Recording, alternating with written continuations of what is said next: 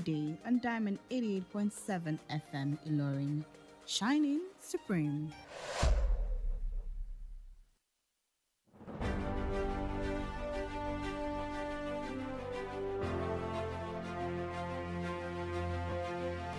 From the news desk of Diamond 88.7 FM Ilorin, this is news on the hour.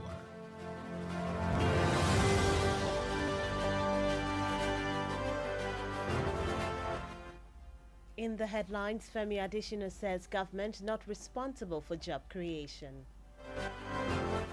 NAFDAC says Indomie noodles is not banned in Nigeria. On the foreign scene, Russia begins evacuation of its citizens from Sudan. In sport, Mourinho rejects Chelsea's return. A very good afternoon to you and thank you for joining us for the news on the hour, reaching you from Diamond 88.7 FM, Ilorin. I am Bisola Oduwole Suleiman. You can listen to us via our website www.diamondfm.net or watch us live on Facebook at Diamond 87 FM and YouTube, Diamond FM Ilorin. We'll bring you details of the news after this break to stay with us.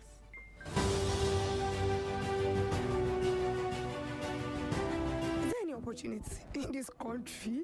I don't lose hope. Oh my God, jackpot. Leaving the country may not be the solution that you think it is. Don't make leaving Nigeria the only solution to your life's challenges. Japa because you want to, but stop raising it as a solution to national issues that you can work on and fix. Nigeria will always be your home, and together we can make it better. This message is reaching you from Diamond 88.7 FM Ilorin.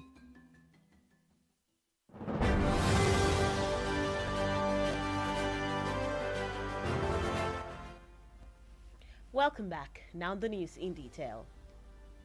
The special advisor to the president on media and publicity, Mr. Femi Adesina, has disclosed that it is not the responsibility of the government to create jobs for its citizens. He said this while speaking on the achievements of President Muhammadu Buhari in the last 8 years. Adesina noted that all the government does is create an enabling environment for creating jobs, while the private sector creates jobs.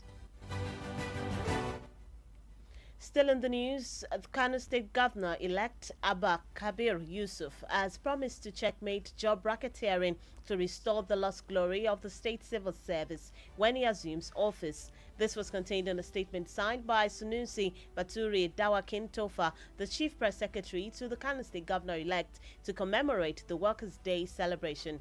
He noted that his administration will establish a training institute for civil servants to be up to date with the global best practices. The governor-elect explained that workers are the key element of good governance under any democratic dispensation. The National Agency for Food and Drug Administration and Control (NAFDAC) has denied reports of banning Indomie instant noodles and has assured consumers that the product is safe for consumption. Recall that health officials in Malaysia and Taiwan had claimed to detect a carcinogenic substance responsible for lymphoid cancer and breast cancer in the products, leading to a series of investigations of Indofoods manufacturers of the product. Despite this scare, the Director General of the Health Agency, Professor Mojisola Adeyeye, has asked consumers not to fret over the South Asia countries' preemptive measures. Still on the local scene, Nigeria has reported a total of 532 confirmed cases out of 1,686 suspected cases of meningitis, including 124 deaths. These cases were reported from 81 local government areas in 22 states, including the Federal Capital Territory in Nigeria from October 1st, 2022 to April 16th, 2023.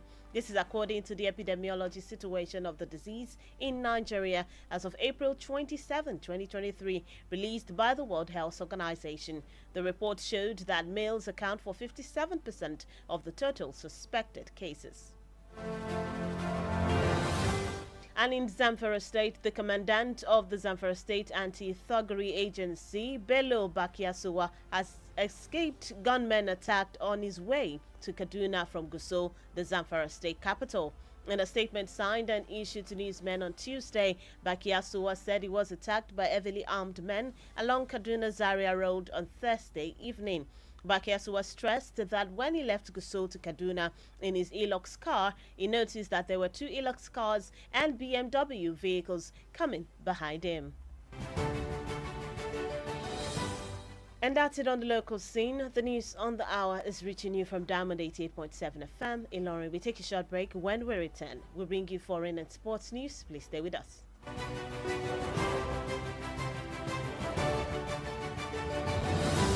Follow us on social media, Facebook, Twitter, and Instagram at Diamond 887 FM. Diamond FM, shining supreme.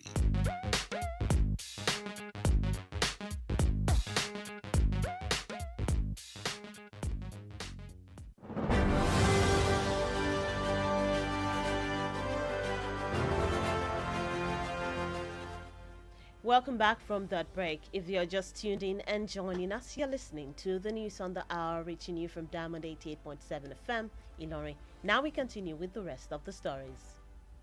On the foreign scene, Russia's armed forces said on Tuesday they were evacuating more than 200 people from Sudan on 4 military transport planes. The defense ministry said in a statement that evacuees include diplomats, military personnel, and other Russian nationals, as well as citizens of countries of the former Soviet Union and other friendly countries who asked for help.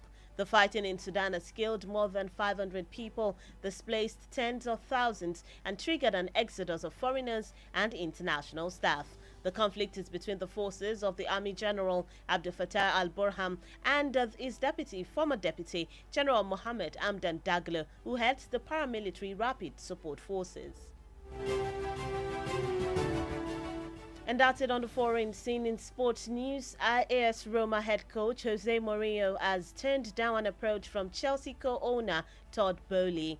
Mourinho was on Boehly's shortlist of managerial candidates to manage Chelsea, but according to Correio dello Sport, the Portuguese rejected his interest. Meanwhile, former Paris Saint-Germain boss Mauricio Pochettino is expected to be confirmed as the new Chelsea manager in the coming days. Pochettino will take charge at the end of the season, replacing caretaker boss Frank Lampard. And that's it in the world of sport. With that, we've come to the end of the news on the hour for today. But before we go, here is a recap of the major highlights. Femi Adesina says government not responsible for job creation. NAFDAC says Indomie noodles is not banned in Nigeria. On the foreign scene, Russia begins evacuation of its citizens from Sudan. And in sports news, Mourinho rejects Chelsea return. Did you know it is impossible for most people to lick their elbow? Now you know. Diamond FM says, dare to dream. There is a lot you can achieve.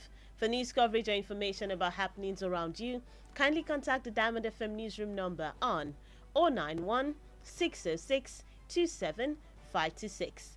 The news on the hour was edited by Sunny Alausa Isa. My name is Bisola Oduwole Suleiman. Thank you for listening to your shining supreme station. To have a lovely rest of the day.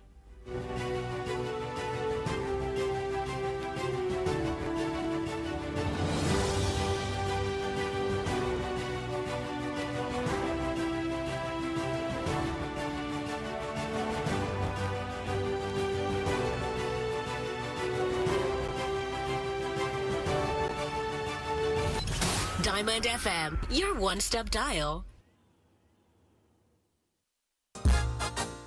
Orúkọ mi ni Yèyélúà Tóyìn Adégbọlá. Mo sì ti lé ní 50 ọdún láyé láàyè àtàyè ìdẹ̀ra. Ìgbòkègbodò mi pọ̀ gan-an nínú iṣẹ́ tí mo yàn láàyò gẹ́gẹ́ bí òṣèré orí ìtàgé. Kì í sì rẹ̀ mí, bẹ́ẹ̀ ni kì í sú mi. Àwọ̀ mi sì ń jí pépépé sí bí tọmọ tuntun lójoojúmọ́. Ẹ fẹ́ mọ̀dí abájọ. Monomin Plus atẹ́jẹ̀ṣe oògùn tó ń fi epo ẹja cod liver oil ṣẹjọ́ ẹ̀ food supplement ni. Èròjà ẹ peléke, ó ń tara ṣe, ó ń mára dán, ó ń jẹ́ kọ́mọdé dàgbà dáadáa, ó sì ń jẹ́ kí àgbàlagbà máa ta kébékébé. Monomin Plus. Monomin Plus fún èròjà tó ń tún inú ara ṣe lẹ́yìn ìwádìí ìmọ̀ ìjìnlẹ̀ a tún fi èròjà cod liver oil epo ẹja sí ló fi wá di oògùn méjì tá a papọ̀ sínú ẹyọ kan ṣoṣo la fi ń pè é ní Monomin Plus iléeṣẹ́ tuyi pharmaceutical industries limited àwọn tó lórúkọ tó ṣe gbẹ́kẹ̀lé níbi kápò oògùn òyìnbó ló ṣe é Monomin Plus. Monomin Plus. lọ́dún tá a wá yìí o a máa ṣoríire ilé-iṣẹ́ wa lálùbáríkà tí pọ́ǹpì onílẹ̀ ìfọkànbalẹ̀ làwọn èèyàn ti ń ralẹ̀ torí pé ọ̀rẹ́ ará ìlú ni wá o. òdodo ọ̀rọ̀ ni tí pọ́ǹpì concept onílẹ̀ ìfọkànbalẹ̀ sì ń pinrin ọdún fún gbogbo olóríire lọ́dún yìí ìwọ náà gbọ́dọ̀ ralẹ̀ o máa kọ́lé ilẹ̀ ríra ní ìrọ̀rùn gbà tẹ́ bá ti ra plot ilẹ̀ wa kan tó wà lókè òyìn ní 500,000 naira péré ẹ ti láǹfààní láti gba ogún símẹ́ǹtì àpò 20 bags of cement lọ́fẹ̀ẹ́ bákan náà nílé tó wà lóko olówó 150,000 naira péré ní plot kan bẹ́ẹ̀ lẹ́ máa gba símẹ́ǹtì àpò 10 bags of cement lọ́fẹ̀ẹ́ ilé kíkọ́ ti bẹ̀rẹ̀ land bank ilẹ̀ wa tó wà lélẹ́mẹ̀rẹ̀ ilẹ̀ tá a rẹ̀ rà pamọ́ fúnra wa tàbọ̀ mọ́ tá a bí torí ọjọ́ iwájú sí ta o 300,000 naira ní 500 square meter 200,000 naira ní 300 square meter àwọn olóríire ti ń jàǹfààní yìí báyìí ó di Friday June 30 ọdún yìí kó tó parí ẹ tètè máa bọ̀ lọ́fíìsì tí pọ́ǹpì concept tó wà ní suite 8 legislative quarters along Gidi Road Ìlọrin telephone 08052888552 tí pọ́ǹpì concept developer that cares. Diamond FM Ìlọrin àwa là ń gbé ìròyìn àwọn ìṣẹ̀lẹ̀ orin àtàwọn amúlùdùn yògbà tí ò láfijọ́ ṣe ti aráyé. látinú yàrá ìròyìn Diamond 88.7 FM Ìlọrin ìròyìn ẹ̀kúnrẹ́rẹ́.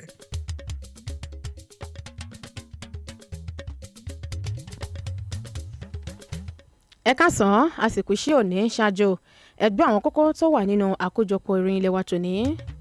Fẹ́mi Adésínà ṣojú abẹ́ǹkó pé kì í ṣe ojúṣe ìjọba ni láti pèsè iṣẹ́.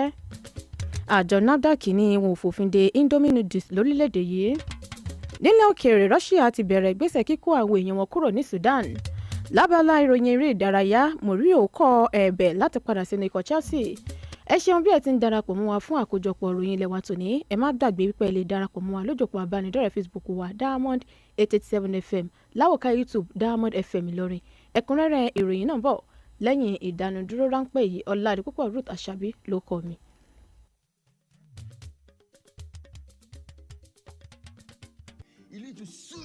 Ọlọ́run kíkọ rẹ ní opportunity báyìí my ex ni mo japa ni. o lè ṣídìí kúrò nílẹ̀ Nàìjíríà tán pátápátá gbà bẹ́ẹ̀ o kò ní ṣàìní àwọn ẹbí ọ̀rẹ́ àtolùfẹ́ rẹ lórí ilẹ̀ náà o lè japa nítorí tí o fẹ́ láti ṣe bẹ́ẹ̀ ṣùgbọ́n sinmi ríranú mọ́ gẹ́gẹ́ bí ọ̀nà àbáyọ kan sí àwọn ìṣòro tó ń kojú orílẹ̀-èdè yìí lápapọ̀ kódà bí o bá tilẹ̀ kó gbogbo ohun tí í ṣe tirẹ̀ kúrò nílé síbẹ̀ ilé ẹni ni ilé ẹni ìlú rẹ ní Nàìjíríà jẹ́ yóò máa gbé ọ lọ́kàn lájò. Ìmọ̀ràn yìí ló ń dé sétí ìgbọ́yìn láti ìkànnì Diamond 88.7 Ìlọrin.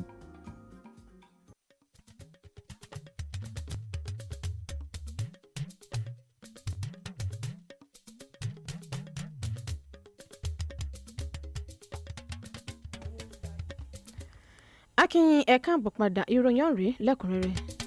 Olùdámọ̀ràn ààrẹ fún ìròyìn àti ọ̀rọ̀ ìlú ọ̀gbẹ́ni Fẹ́mi Adésínà ti sojú abẹ́ǹkó wípé kì í ṣe ojúṣe ìjọba ni láti pèsè iṣẹ́ fáwọn tí kò níkànṣe kan gẹ́gẹ́ bí ará ìlú. Àkókò tó ń sọ̀rọ̀ lórí àwọn àṣeyọrí ààrẹ Muhammadu Buhari láṣàlẹ̀ àná ló fìdí ọ̀rọ̀ náà múlẹ̀. Ó ní ohun tó jẹ́ ojúṣe gbòógì tí ìjọba gbọ́dọ̀ ṣe òun náà ni ààrẹ Muhammadu Buhari ló mú lọ́kùnkúndùn nípa pípèsè àyíká tó ṣe é wò lójú èyí tí yóò fààyè gba àwọn iléeṣẹ́ ńláńlá láti pèsè iṣẹ́. Gómìnà tí wọ́n ṣẹ̀yàn ní ìpínlẹ̀ Kano Abba Kabir Yusuf ti jẹ́jẹ́ àti ṣe àgbéyẹ̀wò ẹ̀ka àwọn òṣìṣẹ́ lójú náà ti dá ògo àwọn òṣìṣẹ́ padà sí ìpínlẹ̀ náà. Yẹ́yẹ́ jẹyọ nínú àtẹ̀jáde tí akọ̀wé ìjọba ìpínlẹ̀ ọ̀hún Sanusi Bature fi síta láti lo àwọn òṣìṣẹ́ lọ́gọ̀ọ́ ẹnu fún ti àyájọ́ àwọn òṣìṣẹ́ tọdún yìí.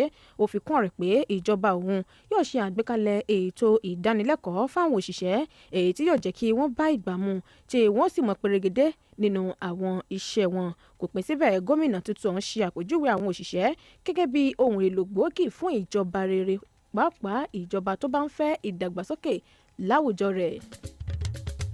Àjọ tó mójútó gbogbo ohun tó ń lọ sọ́nà fún ìyún àjọ NAFDAC ti tako ìròyìn kan èyí tí wípé àjọ náà wọ́n fi òfin de Indomie noodles ọgbà bẹ́ẹ̀ ni wọ́n fi ọwọ́ wọn sọ̀yà pé Indomie noodles ṣe jẹ fún àwọn olólùfẹ́ rẹ̀.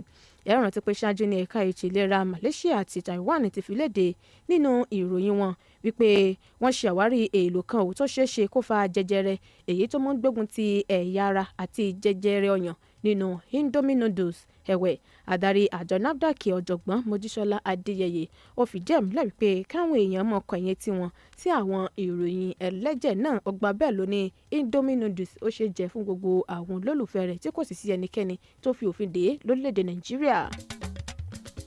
Wáyọ̀ ìjọba orílẹ̀‐èdè yìí ti sọ lójú wípé èèyàn 522 ó ní wọ́n ti fìdí wọn múlẹ̀ pé wọ́n ní àrùn yírùnyírùn èyí tí a mọ̀ sí meningitis nígbàtí àwọn 1,000 tí wọ́n ti ṣe àkọọ́lẹ̀ wọn wípé wọ́n ní àrùn ọ̀hún ọgbà bẹ́ẹ̀ ni wọ́n ní àkọọ́lẹ̀ èèyàn 1,64 ó ní wọ́n ti jẹ́ Ọlọ́run nípè láti ipasẹ̀ àìsàn yírùnyírùn meningitis. Àwọn èèyàn ọ̀hún ó ní ìròyìn fìdí ẹ̀ múlẹ̀ pé wọ́n ṣe àkọọ́lẹ̀ wọn láwọn ìjọba ìbílẹ̀ 21 jákèjádò ìjọba ìpínlẹ̀ 22 lórílẹ̀‐èdè yìí àti olúùlúlẹ̀ yìí Àbújá láti ọjọ́ 1 oṣù kẹwàá ọdún 2022 sí ọjọ́ 26 oṣù kẹrin ọdún tí a wà yìí. Èyí jẹ́ nínú àtẹ̀jáde tí ẹ̀ka tó ń rí sí àrùn fi síta láti pàṣẹ àjọ tó mójútó ètò ìlera lágbàáyé. Àtẹ̀jáde ọ̀hún fi kún wípé ìdá 63 ó ní àwọn ọkùnrin kò nínú àkọọ́lẹ̀ àwọn tí wọ́n ní àrùn yírùnyírùn náà. Adarí àjọ tó ń rí sí àwọn ọmọ gànfẹ́ ní ìpínlẹ̀ Zamfara Bello Bakiyasuwa ó ní ìròyìn fìdí ẹ̀ múlẹ̀ pé orí kó yọ lọ́wọ́ àwọn ajínigbé tí wọ́n ṣe ìkọlù sí lójú ọ̀nà rẹ̀ sí Kaduna láti Gusau tí ń ṣe olúlo ìpínlẹ̀ Zamfara. Nínú àtẹ̀jáde tó fi síta fáwọn oníròyìn, Bakiyasuwa sọ di mímọ̀ pé ìkọlù tó lágbára ọ̀hún ló wáyé lọ́jọ́rú lójú ọ̀nà Kaduna sí Zaria ní ìrọ̀lẹ́ Ọjọ́bọ̀ nígbà tí ó kúrò ní Gusau tó ń lọ sí Kaduna nínú ọkọ̀ rẹ̀ Hilux. Nígbà náà ló ní òun rí dájú wípé àwọn ọkọ̀ kan tẹ̀lé òun lẹ́yìn tó jẹ́ ọkọ̀ BMW. Ó ní ọkọ̀ yìí gan-an ni òun kẹ́fí tí òun fi mọ̀ wípé ìkọlù náà ni àwọn èèyàn òun wá ṣe sí òun. Bí ẹ bá ẹ̀ṣẹ̀ ń darapọ̀ mọ́ wa, àkójọpọ̀ ìròyìn ilẹ̀ wa ilẹ̀ ń tẹ́tí sí láti kàn ní Diamond 8.7 FM Ìlọrin. Ìyókù ìròyìn ohun tí lókèrè àti eré ìdárayá ń bọ̀ lẹ́yìn ìdánudúró ráńpẹ́ yìí.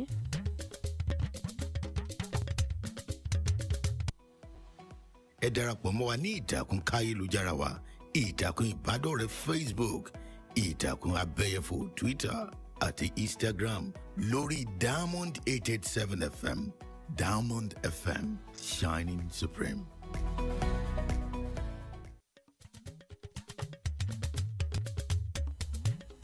Ẹ káàbọ̀ padà bí ẹ bá ṣẹ̀ṣẹ̀ ń darapọ̀ mọ́ wa, àkójọpọ̀ ìròyìn ilẹ̀ wa ilẹ̀ ń tẹ́tí sí láti kàn ní Diamond 8.7 FM Ìlọrin. Ìyókù ìròyìn ọ̀rẹ́ tí lókèrè àti eré ìdárayá. Nílẹ̀ òkèèrè iléeṣẹ́ ológun Russia ti sọ di mímọ̀ wípé kò dín ní èèyàn 200 tí wọ́n ti kó kúrò ní Sudan pẹ̀lú àwọn ọkọ̀ òfurufú ológun ilẹ̀ náà. Adarí ẹ̀ka ètò ààbò ilẹ̀ ọ̀hún fìdí ẹ̀ múlẹ̀ pé lára àwọn 200 èèyàn tí wọ́n fi ọkọ̀ ológun wọn kó kúrò ó náà ni wọ́n ti ṣe àwárí àwọn òṣìṣẹ́ ológun ilẹ̀ ọ̀hún tó fi mọ́ àwọn ọmọ ilẹ̀ náà tó fi mọ́ àwọn ọmọ orílẹ̀-èdè míì tí wọ́n ń béèrè fún ìrànwọ́ wọn. Ìròyìn fi kún wípé kò dín ní èèyàn 500 tí wọ́n ti jẹ́ Ọlọ́run nípè nígbà tí àwọn èèyàn 10,000 ti tipasẹ̀ ọ̀hún di aláìnílé lórí látàrí ìṣẹ̀lẹ̀ ogun èyí tó bẹ́lẹ̀ láàrin iléeṣẹ́ ológun Sudan àti ikọ̀ afarajológun ilẹ̀ náà. Lábala ìròyìn eré ìdárayá, Jose Mourinho ti kọ̀ láti gba ìbéèrè ọ̀kan lára àwọn tí wọ́n ní ikọ̀ Chelsea tó Oduwole wọlé. Mourinho ní ìròyìn fìdí ẹ̀ múlẹ̀ pé orúkọ rẹ̀ ń bẹ lára àwọn orúkọ Bailey tí Bailey fi síta láti jẹ́ adarí ikọ̀ Chelsea. Ẹ̀wẹ̀ adarí ikọ̀ PSG tẹ́lẹ̀ rí Mauricio Pochettino ó ní ìrètí wà pé yóò jẹ́ adarí ikọ̀ Chelsea láìpẹ́ ọjọ́ nígbà tí yóò rọ́pò afúnṣọ́ adarí ikọ̀ náà Frank Lampard lópin sáà yìí. Kí n tó mú àkójọpọ̀ ìròyìn ilé wa tòní wá sópin, àwọn kókó tá a mẹ́nu bà rèé lẹ́ẹ̀kan sí i. A mú wá fún yín pé Fẹ́mi Adésínà sojú abẹ́ǹkó wípé kì í ṣe ojúṣe ìjọba ni láti pèsè iṣẹ́. àjọ NAFDAC ní wọn ò fòfin de Indomie noodles lórílẹ̀‐èdè yìí. nílẹ̀ òkèèrè amúhàfihàn pé Russia ti bẹ̀rẹ̀ ìgbésẹ̀ kíkó àwọn èèyàn wọn kúrò ní Sudan. lábala ìròyìn eré ìdárayá Mourinho kọ ẹ̀bẹ̀ láti padà sínú ikọ̀ Chelsea. ká tó mọ lọ ẹgbẹ́ iṣẹ́ pàtàkì ta ní fún yín yìí. ǹjẹ́ ẹ mọ̀ wípé ó ṣeé ṣe fún ọ̀pọ̀ èèyàn láti lá ìgúnpá wọn. iléeṣẹ́ Diamond FM sọ lónìí wípé má ṣe dẹ́kun àti mọ làálàá torí pé ọ̀pọ̀lọpọ̀ àṣeyọrí ló lè ṣe láti pàṣẹ àlá lílá. bóyá lóhunkóhun tó ń ṣẹlẹ̀ lágbègbè lọ́rin tẹ̀bí tó wà létí ẹ pè sí ojú òpó tó lu já ẹ̀ka yàrá ìròyìn iléeṣẹ́ wa 09160627526. Sani Alausa Isani olóòtú Oladipupo Ruth Àṣàbí ló kọ́ mi ẹ ṣeun bẹ́ẹ̀ tí ń tẹ́tí sí wa.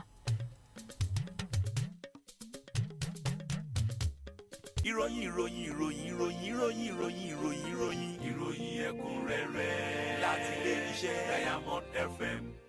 lórí ìkànnì rédíò kan náà pẹ̀lú àgbékalẹ̀ tó tún rú gọ́gọ́ Diamond FM Ìlọrin. na you be the best, you make una dey hear am. Diamond FM, because it's so do that my boy.